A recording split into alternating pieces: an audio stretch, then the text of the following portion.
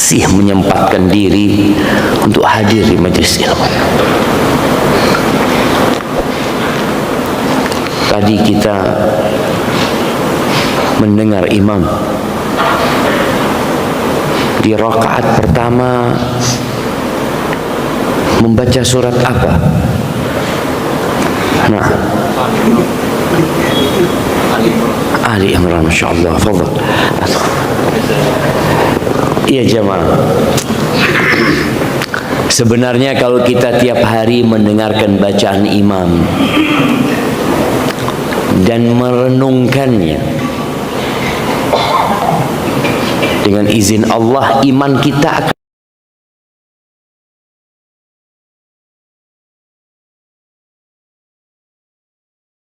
imannya sedang lemah, semangatnya beribadah turun. Sedangkan membaca Al-Quran, mendengarkan Al-Quran itu termasuk yang menambah keimanan. Wa idza tuliyat alaihim ayatuhu zadathum imana. Ini pernyataan Allah Azza wa Jalla. Apabila dibacakan kepada mereka ayat-ayatnya, bertambah keimanan mereka. Kadang-kala kita bingung bagaimana Ustaz obatnya futur. Dengarkan dua Al-Quran. Tapi sebagian kita kadang-kala nggak khusyuk ketika mendengarkan, atau khusyuk tapi nggak paham, yang menuntut kita untuk belajar dan mengkaji apa yang dibaca. Tadi imam membacakan salah satunya dari ayat 14 ya, di surat Ali Imran. Allah mengatakan zuyyina linnas hubbus syahawati minan nisa'i wal banin. Allah katakan dijadikan terasa indah dalam pandangan manusia. Apa? Cinta syahwat terhadap para wanita. Ingat, tidak ada alasan seorang berzina. Kan Allah sudah tumbuhkan dalam diri kita, Allah tanamkan di dalam jiwa manusia kecintaan kepada wanita. Iya,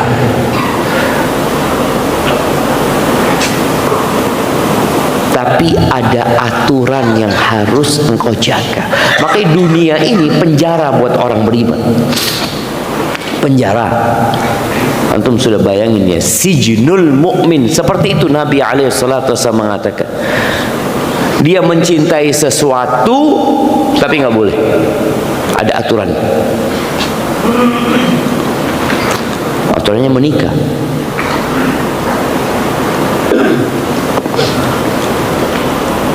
Allah mengatakan fankihu ma taba lakum minan nisa mathala wa thulatha fa in khiftum alla ta'dilu fawahidah. Nikahi yang baik-baik dari wanita itu 2, 3. Ini Allah perbolehkan. Allah berikan ujian kepada hambanya. Allah bukakan pintu untuk menyalurkan syahwat tersebut. Kau nikahi 2, 3, 4. Kalau kalian takut tidak mampu berlaku adil, fawahidah, cukup 1. Kata Allah Azza wa Jalla. Makanya nggak ada alasan orang itu berzina. Kita diperintahkan menundukkan pandangan. Semua jalan yang mengantarkan kepada perzinaan dalam Islam ini ditutup, sehingga nggak punya alasan kau. Oh gimana Ustaz, anak mau nikah tapi nggak mampu. Ada solusinya. Makanya ketika satu pintu tertutup, jendela dibuka gitu loh. Tapi kadang kalau kita fokus terhadap pintu yang tertutup, masih banyak solusi. Itu yang pertama Allah katakan. Setelah nisa wal banin, anak-anak. Terkadang orang itu kecintaan kepada anaknya membuat dia lupa dengan Tuhan. Bahkan Nabi alaihi salatu wasallam mengatakan al-waladu majbanatun majhalatun mabkhalatun mahzanah. Anak itu sumber kekikiran. Orang itu kadang-kala demi anaknya dia nggak lagi bersedekah, berbagi, jadi bakhil. Berpikir masa depan anaknya, nabung untuk anaknya, ini untuk anaknya, lupa sama dirinya. Kau harus menyelamatkan dirimu sebelum menyelamatkan anak-anak. Makanya kalau kita lihat doa-doa Nabi pun ketika memohon buat anaknya, dia minta buat dirinya sendiri. Memintakan buat orang tuanya, berdoa buat dirinya sendiri. Rabbighfirli wa liwalidayya. Ya Allah, ampuni aku dan kedua orang tuaku. Buat anaknya Nabi Ibrahim mengatakan wajnubni wa bani an na'budal asnam. Hindarkan aku dulu dan anak keturunanku. Rabbij'alni muqimas shalah. Jadikan aku orang yang mendirikan salat. Aku dulu ya Allah. Wa min dzurriyyati, dan dari anak keturunanku.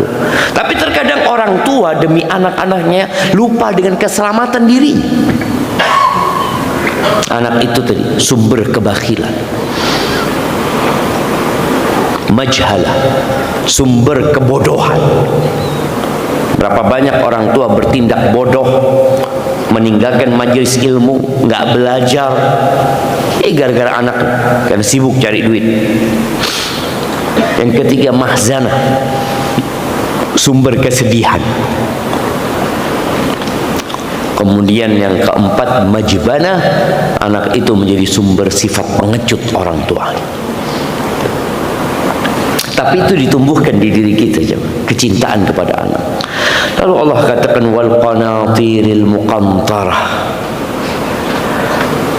dan Allah cintakan di dalam diri manusia ini terhadap harta benda yang bertumpuk-tumpuk. Emas, perak, minadz zahabi wal fidda wal khailil musawwamah, kuda-kuda pilihannya. Dari sejak kecil jamaah, anak itu cinta. Antum lihat anak-anak kecil, melihat mobil-mobil bagus, oh bagus banget. Sejak kecil gak tahu apa-apa dia. Ngelihat barang-barang yang indah, Allah sudah tanamkan di diri manusia. Wal an'am wal an'am wal harth, binatang-binatang ternak, perkebunan. Lalu Allah katakan dzalika mataul hayat, itu loh kesenangan, kenikmatan dunia. Itu. Wallahu indahu husnul ma'ab, dan di sisi Allah ada tempat kembali yang baik. Semuanya akan kau tinggalkan.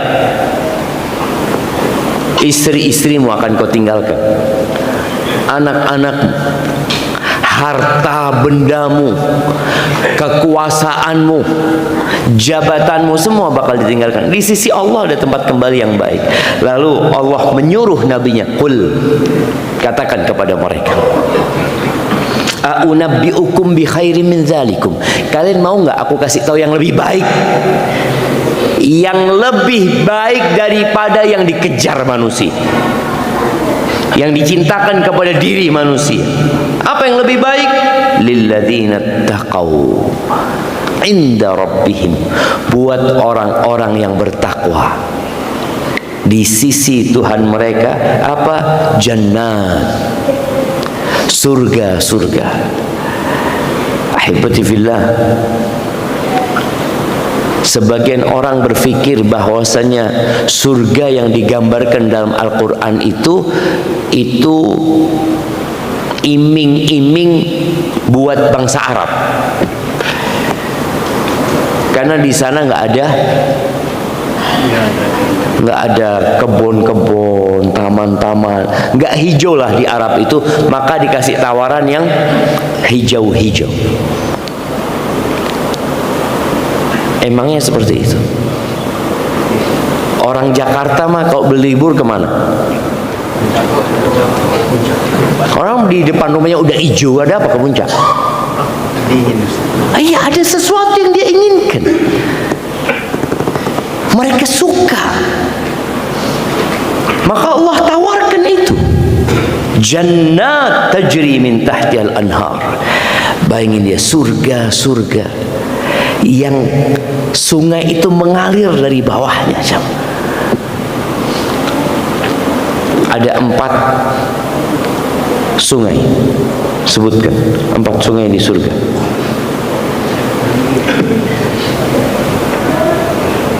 Sungai apa? Yang pertama dari air yang tawar. Yang kedua susu. Sama kayak Ciliwung kalau habis hujan kopi susu. Susu, khamr dan madu. Masya Allah, barakallahu fikum, fadlah. Bayangin ya, sungainya susu. Air mungkin kita biasa melihat, tapi kita lihat airnya jernih, segar.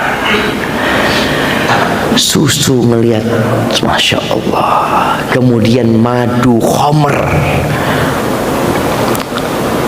Tajri min tahtil anhar. Berapa lama di sana? Khalidina fiha. Kekal selama-lamanya. Orang biasanya kalau menetap di satu tempat, walaupun tempat itu bagus, akan kehilangan kenikmatan. Antum lihat ya, orang-orang yang tinggal di puncak, dia udah biasa gitu loh, udah nggak lagi menikmatin. Tapi di surga, kenikmatan itu diperbaharui terus. Dia merasakan sesuatu yang indah, yang indah, yang indah terus. Wa azwajun mutahharah. Istri-istri yang disucikan. Istri-istri yang disucikan.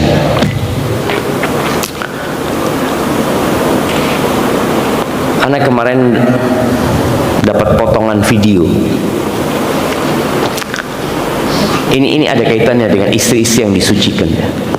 Dapat potongan video tentang seorang laki-laki lagi ngobrol sama sohibnya di sebuah warung. Dia ngomong, engkau tahu nggak, engkau kalau masuk surga istrimu bersamamu, kata dia. Dia lagi minum jamaah. Oh, kata dia, benar, istri kita sama kita lagi. Kata dia, ya Allah, azab dunia, azab akhirat, kata dia. Dia berpikir ketemu istri, aduh ya Allah. Dia kan kebayang bidadari jamaah, kemudian kebayang istrinya lagi.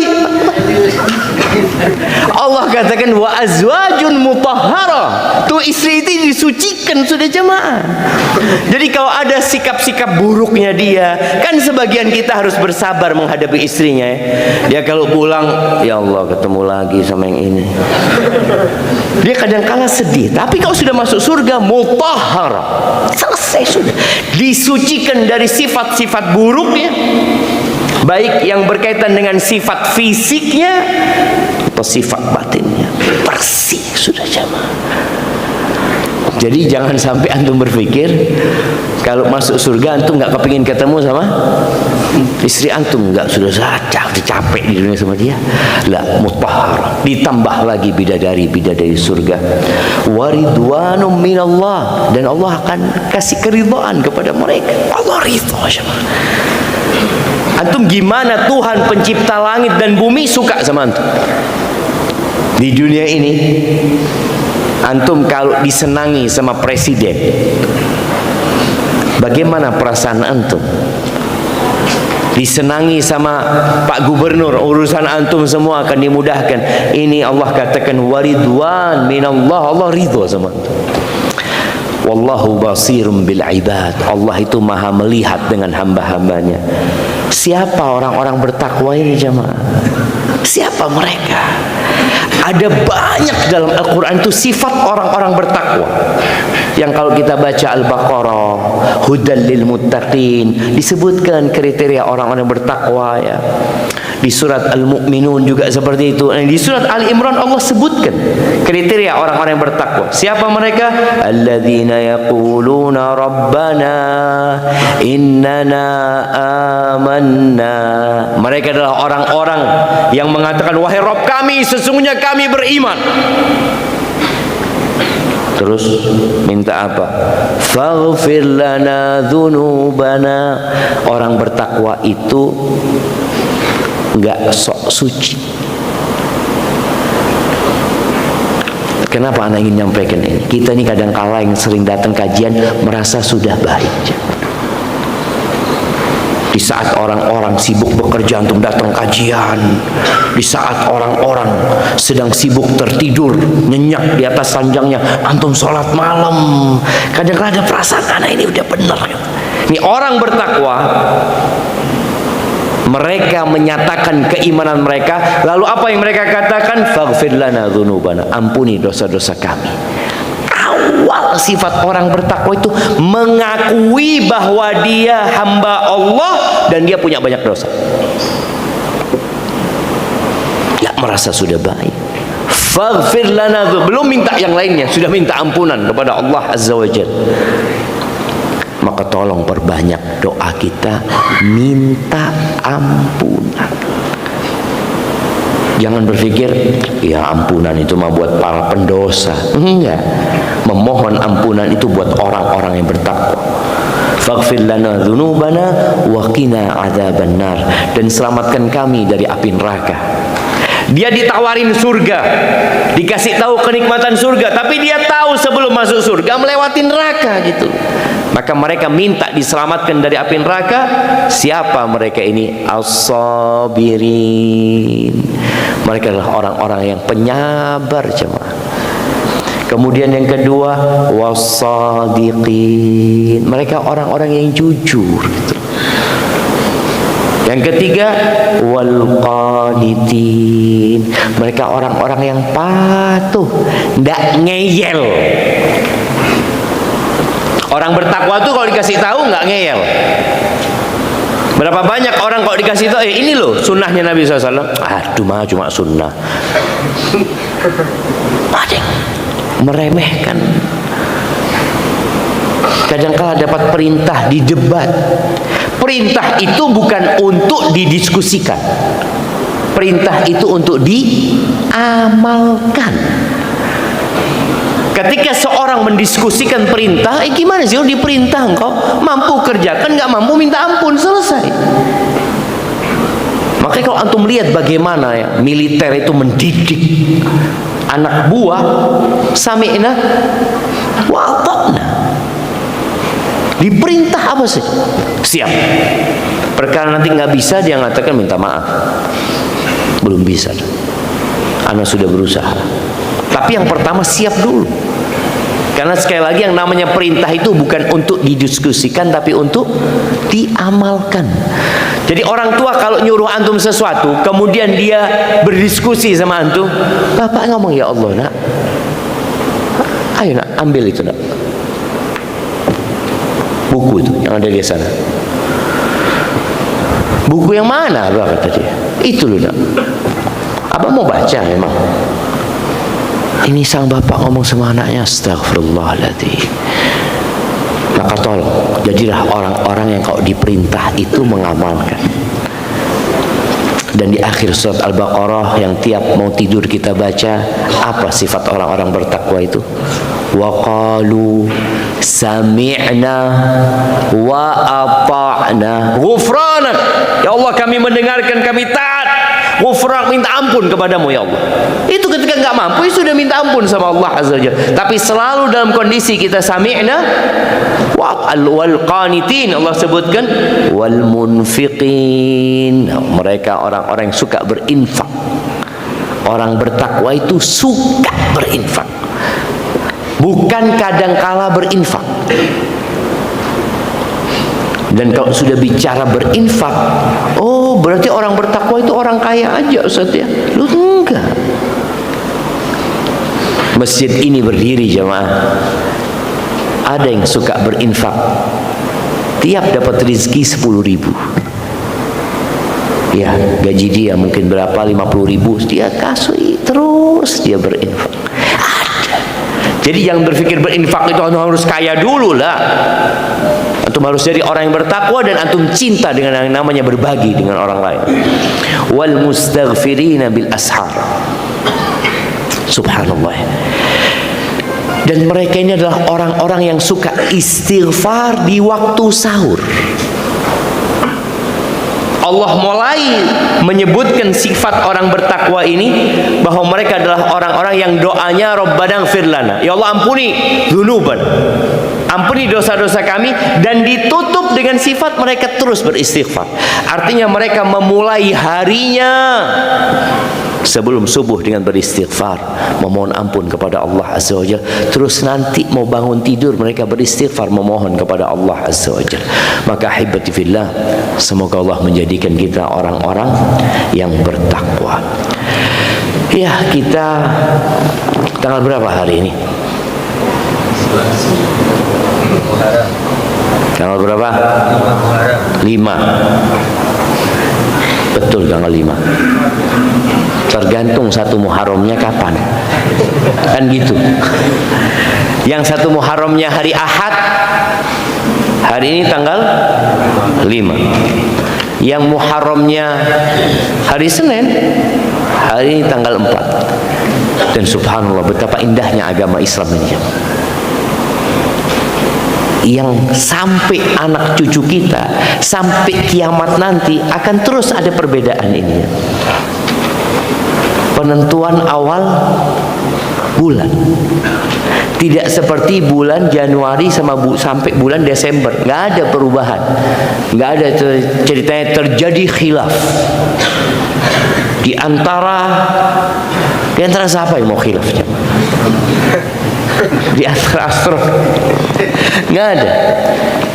Karena memang dalam agama kita penentuan awal bulan itu pakai rembulan. Dan mengingatkan kembali, kita berada di awal tahun.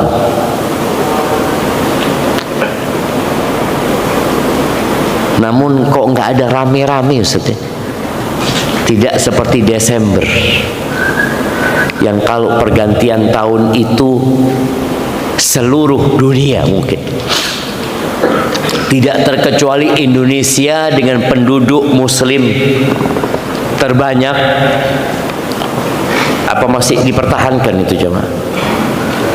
Iya, Indonesia masih nomor 2 sekarang. Nomor 1 Pakistan jemaah.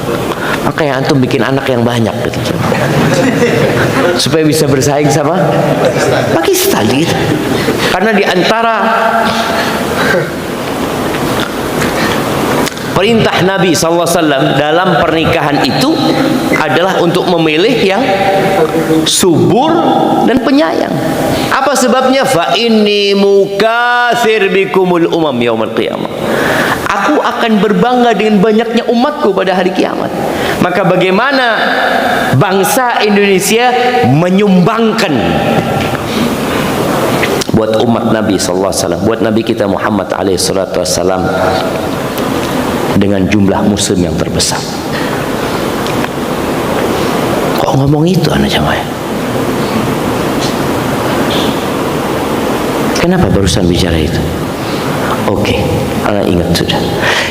Tadi anak sampaikan bahwasanya ketika bicara Desember, seluruh dunia semarak menyambut tahun baru. Tidak terkecuali Indonesia. Sedangkan untuk menyambut Muharram biasa-biasa aja. Bahkan boleh jadi banyak yang nggak tahu bahwa kita sudah berpindah tahun. Emangnya ada syariat tertentu untuk perpindahan tahun umat Islam? Nggak ada memang. Tapi kita masuk ke awal tahun yang itu merupakan bulan haram. Kita masuk ke awal tahun yang kata Nabi kita Muhammad alaihi salatu wassalam, khairus siyam ba'da Ramadan syahrullahil muharram. Sebaik-baiknya puasa setelah bulan Ramadan adalah puasa di bulan Muharram. Puasa di bulan Muharram ini jemaah. Jadi ketika kita tidak, kita biasa-biasa aja. Ketika orang berpikir sekarang bulan Juli, ya sudah, nggak ada yang berkaitan dengan ibadah umat Islam. Tapi tatkala berbicara bulan Muharram, yang dulunya bulan Muharram ini sebelum Islam namanya apa? Apa yang tahu?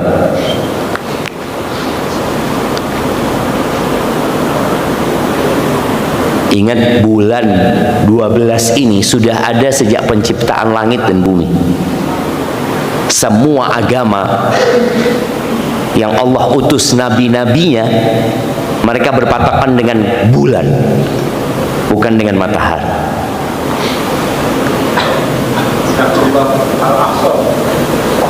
Syahrullahil Asam. Dapat dari mana? Dari Google. Kirimkan ke sana. Iya. Iya, itu disebut itu. Tapi ada namanya. Ada nama lain buat bulan Muharram. Muharram ini sebenarnya sifat yang kemudian menjadi nama. Nah, ada yang nyontek lagi? Fadhal. Masya Allah, ahsan. Kirimkan ke belakang. Safar awal. Jadi safar awal, safar kedua. Ada safar awal, ada safar kedua. Kemudian Rabiul Awal, Rabiul Akhir gitu kan. Jadi dulu sebelum Islam dinamai dengan safar pertama. Safar pertama. Sebagaimana Rabiul Awal, Rabi yang pertama, seperti itu. Kemudian ketika datang Islam disebut Muharram, yang sebenarnya Muharram ini lebih kepada sifat. Yang menyatakan bulan ini bulan yang diharamkan. Ada 4 bulan yang diharamkan sebenarnya. Sebutkan. Bulan apa aja? Bulan Muharram.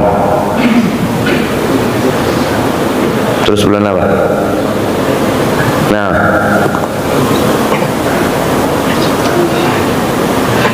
Nah, santri-santri harus tahu.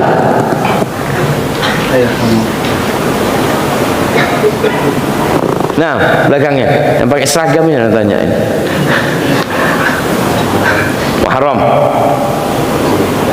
Dzulhijjah, Dzulqa'dah. Lupa. Barakallahu fikum. Satunya lagi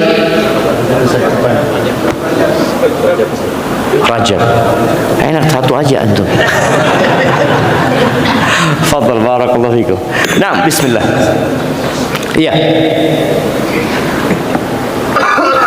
Ini kok jadi ada 2 bendera? Ini benderanya masjid.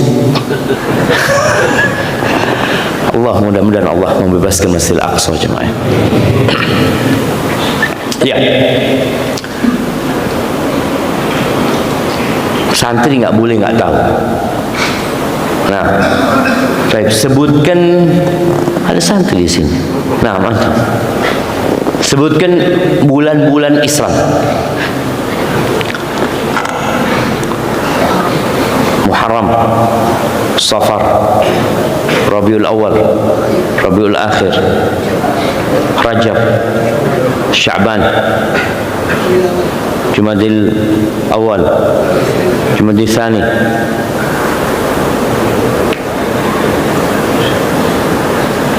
Ramadan, Syawal, 10 aja. Paham? Ya jemaah, tadi nggak urut itu. Udah kurang nggak urut lagi. Ya, santri usahakan jangan sampai lupa dengan bulan-bulan ini ya. Karena harapannya engkaulah yang akan pulang ke rumah membawa bulan itu ke keluarga. Seperti yang pernah Anda sampaikan, Anda nggak tahu di sini apa tempat lain, pengetahuan kita ini bukan hanya sebagai maklumat, tapi untuk diamalkan jemaah. Di antara cara yang paling mudah kita mengamalkan ilmu ini adalah menjadikan gaji buat orang-orang yang di bawah kita itu dengan bulan Hijriah. Anda punya pembantu, ART, Anda punya supir, siapa aja, gajinya setiap akhir bulan atau awal bulan Qamariyah. Seneng nggak kalau mereka digaji dengan bulan Qamariyah? Seneng nggak? Kenapa kok seneng? Lebih dikit kerjanya, lebih dikit. Sahih jemaah. Dan membuat mereka ingat selalu dengan awal bulan. Ingatkan masuk bulan apa sekarang? Mamanya nanti bulan Muharram. Ketika mau gajian tanya, ada apa dengan bulan Muharram? Ada gaji. Fulus yang dia pikirkan fulus. Maka ini sebuah ya kita ingin jemaah.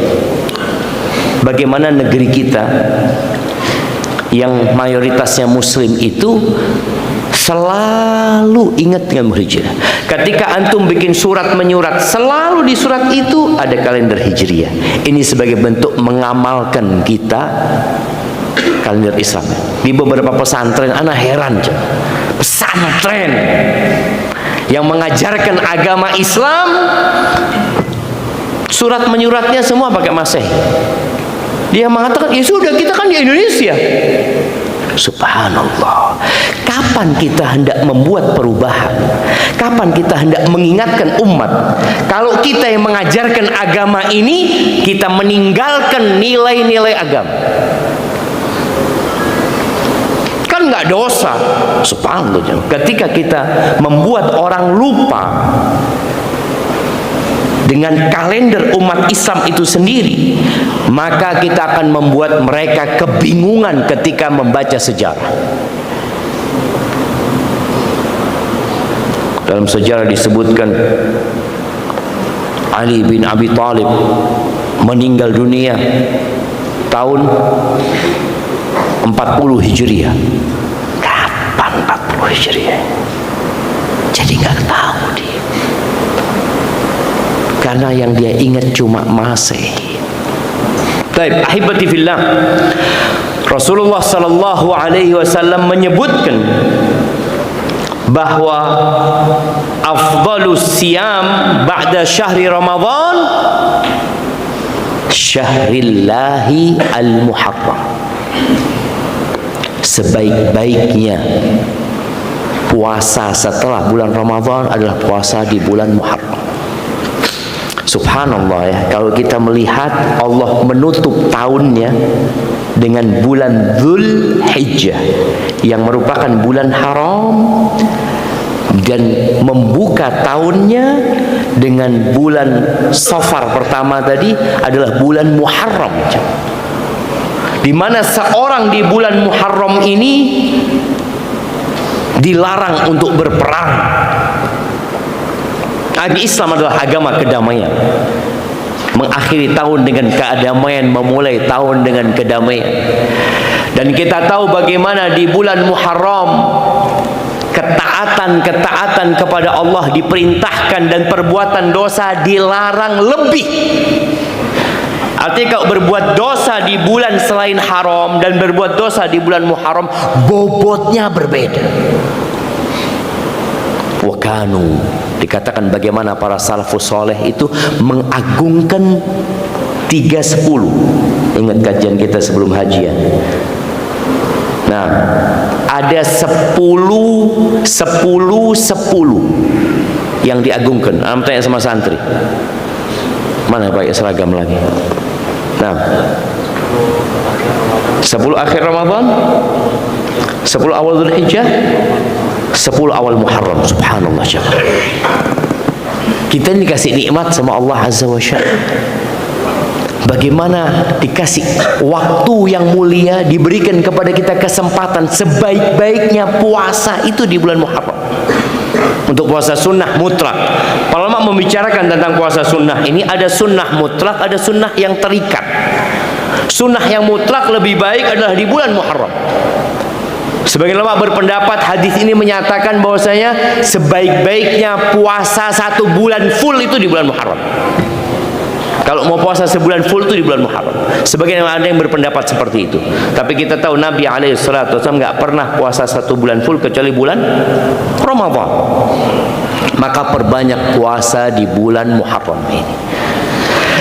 Ya, kapan puasanya? Bebas.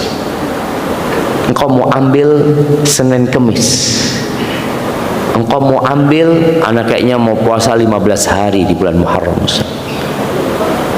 Anak mau puasa tanggal 1, tanggal 3, tanggal 5, tanggal 7, tanggal 9, tanggal 10. Karena 10 Asyura. Tanggal 11 anak mau puasa, terus tanggal 13 puasa, 13, 14, 15. Dapat berapa sudah? Antum hitung tuh ya. Terus tanggal 17 mau dia mau puasa seperti itu, tafadhol. Anak kayaknya mau ambil Senin Kemis aja. Anak kayaknya mau ambil, Ustaz kayaknya puasa Asyura aja Ustaz, kata dia. Enggak apa-apa siapa. Tapi jangan sampai di bulan Muharram ini kita nggak punya puasa. Kenapa? Ketika Nabi SAW ditanya tentang ibadah puasa, beliau mengatakan as-siyam la idzalah. Puasa itu nggak ada yang menyainginya. Allah cinta dengan ibadah puasa ini. Bagaimana manusia mengontrol syahwatnya, menundukkan nafsunya dengan puasa. Bahkan kata Nabi SAW, kullu amal ibni Adam lahu. Semua amalan Adam, anak Adam itu ya buat dia. Illa siyam, kecuali puasa. Kata Allah Azza wa Jalla, puasa itu milikku. Kenapa? Ini orang yada'u ta'amahu wa syarabahu wa syahwatahu min ajli. Ini orang meninggalkan makan, meninggalkan minum, meninggalkan syahwatnya. Yang tadi kita bicara syahwat itu, yang merupakan kesenangan dunia. Yang kata Allah, dzalika mata'ul hayatid dunya. Itulah kesenangan-kesenangan kehidupan dunia. Dia tinggalkan puasa. Maka Allah berikan pahala khusus buat orang-orang yang berpuasa. Maka nasihat ana, berusahalah antum puasa. Ya kalau memang malas puasa, paling enggak puasa Asyura. Yang kata Nabi SAW, puasa Asyura itu aku berharap Allah mengampuni dosa tahun lalu. Di hadis yang diriwayatkan Imam Muslim, Nabi SAW mengatakan siyamu yaumi Arafah, puasa di hari Arafah. Ini hadis diriwayatkan oleh Imam Muslim. Puasa di hari Arafah, ahtasibu 'ala Allah an yukaffira as-sanata allati qablah was sanata allati ba'da. Aku berharap diampuni dosa tahun sebelumnya dan tahun sesudah. Bayangin jemaah, pahalanya itu ampunan dosa. Wasiyamu yaumi Asyura, adapun puasa di hari Asyura, ahtasibu 'ala Allah ayyukaffira as-sanata allati qablah. Aku berharap Allah mengampuni dosa tahun lalu. Ini puasa Asyura. Asyura itu artinya hari ke-10. Kalau antum membaca cerita awal puasa Asyura ini, Nabi berpuasa Asyura itu di tahun kedua Hijriah. Ketika beliau hijrah ke kota Madinah, beliau hijrah di kota Madinah itu, atau sampai kota Madinah, itu sudah bulan Rabiul Awal.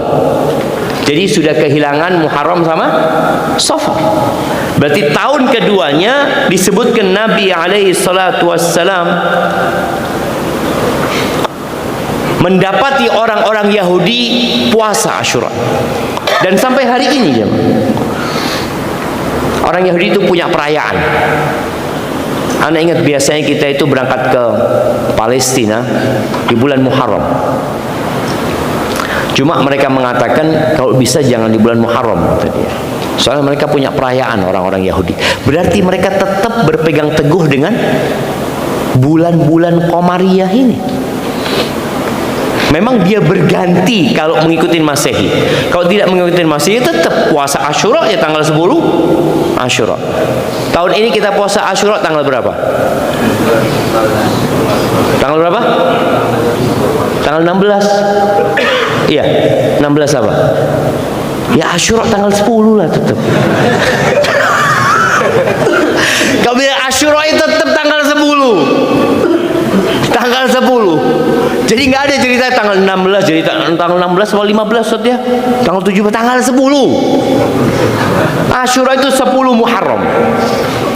Cuma karena ada perbedaan sekarang di antara ulama, kalau anda katakan menetapkan umpamanya awal Muharramnya sehingga berdampak kepada tanggal 10-nya. Terus gimana puasa? Ya udah puasa tanggal 9, tanggal 10. Atau mau puasa dari tanggal 8, 9, 10, 11, 12 boleh puasanya cuma. Jadi jangan dibikin beban akhirnya masalah ini. Bahkan Nabi alaihi salatu wassalam ketika awal datang ke kota Madinah melihat Yahudi pada puasa di tanggal 10 Muharram ini, beliau tanya kenapa mereka melakukan itu. Kata mereka, "Dzaka yaum najjallahu fihi Musa wa ahlaka adubatu." Itu hari di mana Allah menyelamatkan Nabi Musa dan membinasakan musuh. Dan kami puasa syukron lillah. Sebagai bentuk syukurnya itu puasa. Dan kalau kita lihat Nabi alaihissalatu wassalam puasa di hari Senin, kenapa? Itu hari beliau dijadikan Rasul. Itu hari beliau dilahirkan. Itu hari diangkatnya amal. Terus ya syukurnya dengan puasa. Jadi bukan dengan berpesta ria, tapi dengan berpuasa. Maka usahakan kita puasa tanggal 10. Di akhir hayatnya Nabi alaihi salatu wassalam di kota Madinah tahun ke-11 Hijriah. Beliau pulang haji masuk bulan Muharram. Beliau puasa tanggal 10. Para sahabat mengatakan, "Ya Rasulullah, itu hari di mana orang-orang Yahudi mengagungkannya. Kok kita kayaknya menyerupai Yahudi?" Maka Nabi alaihissalatu wassalam mengatakan, "Lain ishtu," kalau aku hidup, atau beliau mengatakan fa idza kana al-amul muqbil insyaallah sumnal yaumat tasi'. Kalau sampai tahun depan umur kita, insyaallah kita puasa tanggal 9-nya. Tapi ternyata tahun depan beliau meninggal dunia sallallahu alaihi wasallam. Maka dianjurkan untuk puasa tanggal 9 dengan tanggal 10-nya. Ada beberapa hadis yang menyebutkan dianjurkan puasa tanggal 9, 10, 11. Tapi hadis ini didhaifkan. Sebagaimana diriwayatkan oleh Imam Ahmad dan Al-Baihaqi. Disebutkan bahwa Nabi bersabda sallallahu alaihi wasallam, "Sumu yauma Asyura." Kalian puasalah di hari Asyura, wa khalifu fihi al-yahud. Dan selisihi kaum Yahudi. Sumu qablahu yauman wa ba'dahu yauman. Puasalah sehari sebelumnya dan puasalah sehari sesudahnya. Tapi hadis ini dhaif. Walaupun sebagian ulama beramal dengan hadis dhaif dan melihat memang untuk menyelisihi Yahudi, maka kita bisa dengan puasa tanggal 9, 10 atau 10, 11 atau 9, 10, 11. Dan di hari Asyura ini jamaah, ada ritual yang dilakukan oleh sekte Syiah, di mana hari yang Nabi bersyukur, mereka jadikan hari ini hari untuk bersedih karena tewasnya Husain ibn Ali ibn Abi Thalib radhiyallahu anhuma. Iya, kita sedih. Siapa yang tidak sedih? Cucu Nabi alaihi salatu wassalam, sayyidu syababi ahlil jannah, yang termuka di antara pemuda-pemuda surga itu Husain, raihanatun Nabi sallallahu alaihi wasallam, seorang yang dicintai sama Nabi sallallahu alaihi wasallam, tewas dibunuh. Kita bersedih. Tapi bukan berarti kita kemudian membuat ibadah baru. Karena ibadah yang sudah ditetapkan adalah berpuasa di tanggal 10 ini. Tapi juga ada ritual yang dilakukan oleh sebagian orang, ya. Ada yang menyebut bahwasanya Asyura ini hari anak-anak yatim. Iya. Di masyarakat, di kampung ana disebut yatiman. Iya, yatiman. Artinya mereka berbagi dengan anak-anak yatim. Ada sebuah hadis, yang hadis ini diriwayatkan oleh Abdullah bin Mas'ud dari Nabi alaihi salatu wassalam, bahwa beliau bersabda, man wassa'a ala iyalihi yaum Asyura lam yazal fi sa'atin sa'ira sanatihi. Barang siapa yang di hari Asyura itu dia berbagi, meluaskan rizkinya buat keluarganya, maka sepanjang tahun akan diluaskan rizkinya. Tapi hadis ini dhaif. Berkaitan dengan yatim juga seperti itu. Walaupun ada sebagian ulama, bukan sebagian ulama ya, di buku-buku fikih pun banyak menjelaskan bahwa hari Asyura itu adalah hari untuk banyak berbagi kepada keluarga, kepada anak-anak yatim. Tapi hadisnya dhaif. Sebagian berpendapat hadisnya sahih, kemudian mereka mengamalkan itu. Maka harapannya di bulan Muharram ini tetap jaga diri dari perbuatan dosa, perbanyak puasa. Antum mau berbagi sama keluarganya, tafadhol. Dan sejatinya kalau mau berbagi sama keluarga itu nggak harus nunggu Asyura. Antum kasih kepada keluargamu ketika punya keluasan rizki. Dan jangan jadi suami yang bakhil, jangan jadi bapak yang bakhil. Karena sifat bakhil ini akan menyebabkan keluarga benci sama antum. Baik, sebelum ditutup ini ada pertanyaan. Assalamualaikum warahmatullahi wabarakatuh. Ustaz, ana mau bertanya tentang puasa pada bulan Muharram. Lebih baik mana, berpuasa pada tanggal 9 atau 10 atau keduanya?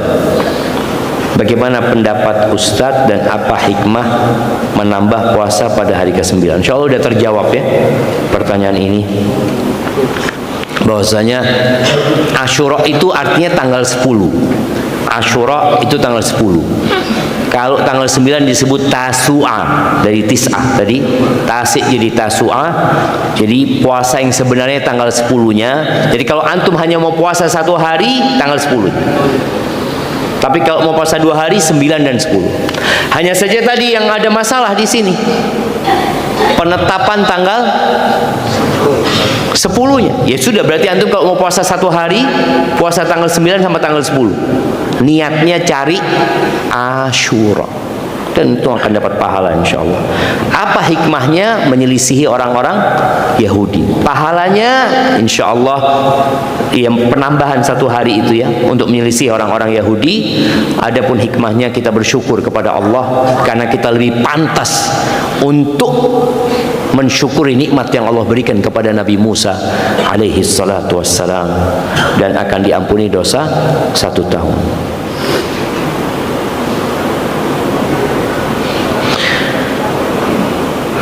Apa saja kiat-kiat selama bulan Muharram ini? Itu pertanyaan pertama. Kedua, jika di bulan Muharram telah berbuat dosa seperti maksiat, apakah ada konsekuensi selama bulan Muharram? Apa solusinya agar terhindar dari berbuat dosa atau maksiat selama bulan Muharram? Jazakumullah khairan.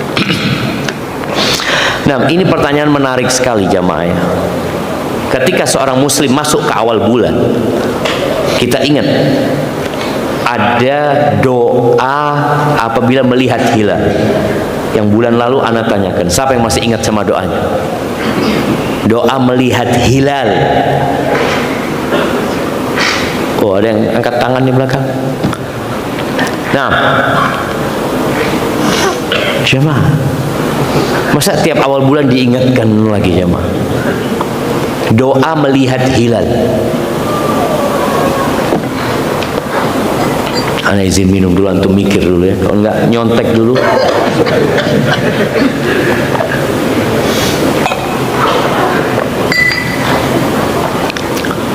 Nah,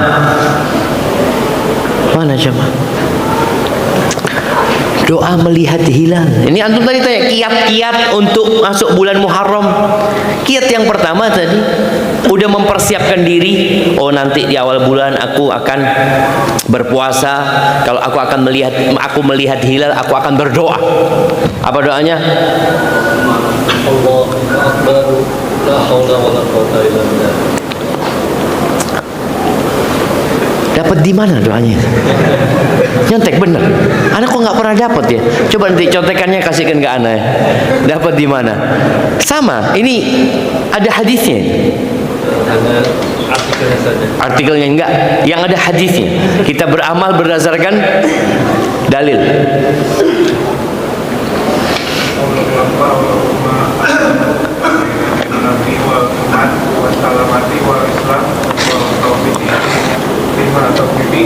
Wa taufiqi lima tuhibbu wa tardah rabbi wa rabbukallah.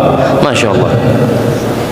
Nah, enggak apa-apa nyontek jemaah. Antum tiap awal bulan tuh nyontek, kelihatan hilal, mamanya pulang habis salat maghrib, salat isya, ya Allah ini hilal awal bulan nih. Keluarkan contekannya.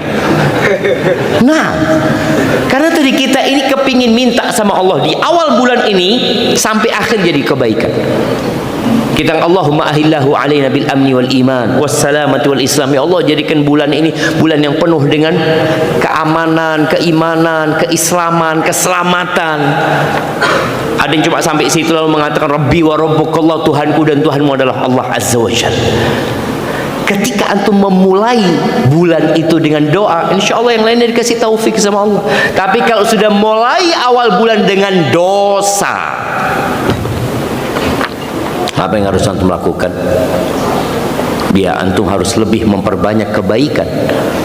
Innal hasanati yudhibnas sayyi'at. Kebaikan-kebaikan itu mengusir, menghapuskan dosa-dosa. Barakallahu fikum. Masya Allah. Afwan, izin bertanya terkait dana manfaat haji. Tahun 2019 yang lalu,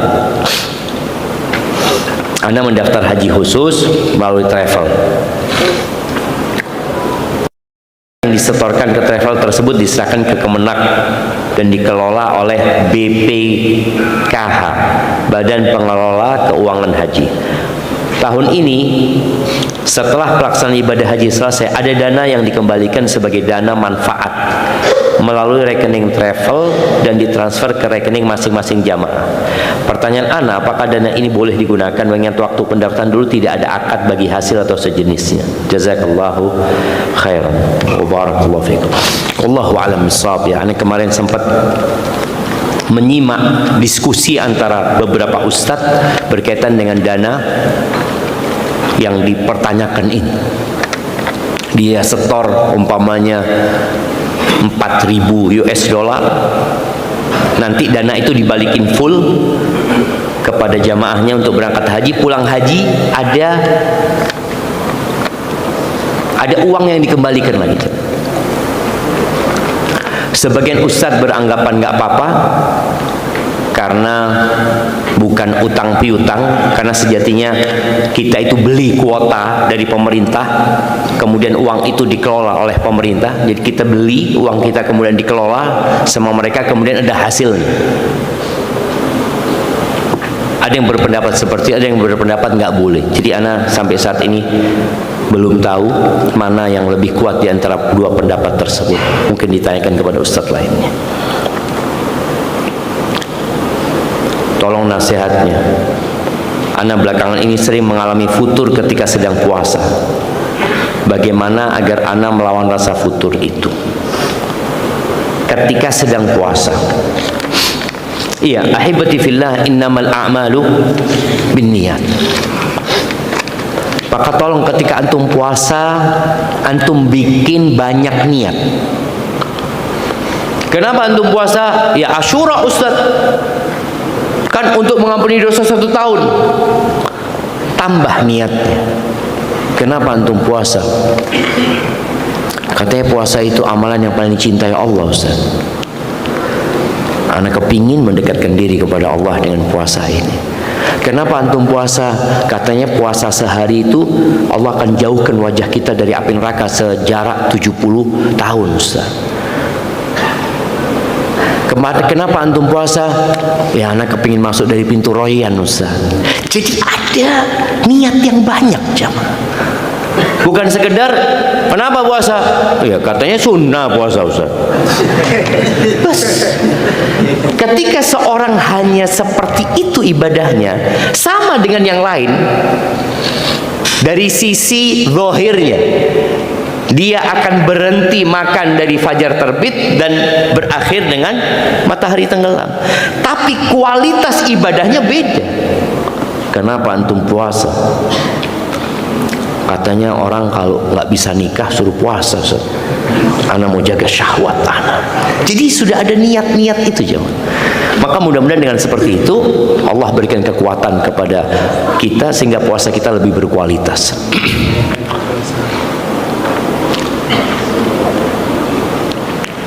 Ustaz, sebagaimana yang telah kita ketahui, yaitu jika kita mendoakan saudara kita semuslim, maka malaikat akan mendoakan ke kita yang setimpal.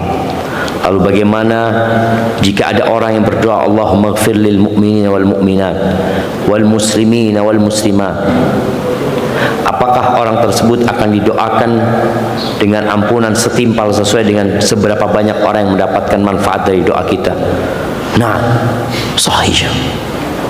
Antum ketika berdoa buat orang lain, antum akan didoakan oleh malaikat.